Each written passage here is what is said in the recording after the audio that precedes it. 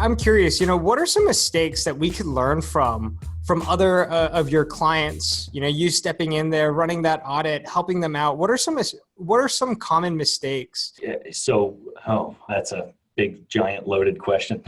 So some of the mistakes folks make, like I said, are that this is a project, and it's not a project. This has to become an evolution of your culture and an extension of how you do business.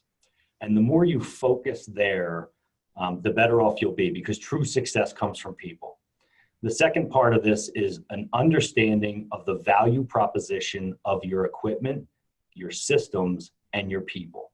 And it takes all three of those. It's not really just one. So you can have great people and good processes, but if you don't give them systems to operate within, you become talent reliant, right? If you don't have great people that are pushing a boulder uphill and you don't give them systems, it's their brute force that makes success. So it's really all three of those things. And they found for different reasons for each one of those. And, so a focus on people is number one.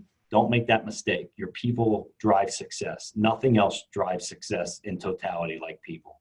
You can succeed without good processes and systems. You cannot succeed without people. And so I think the other thing that we make big mistakes totally from an industry perspective is not trying to achieve at a higher level. We try to push the equipment with its current poor practices, not fix those practices. And we don't truly understand them. And the issue is this: you can take some training classes and you can get certified in all kinds of things, whether it's, in OpEx, and you can get your green and black belt, and there's nothing wrong with that.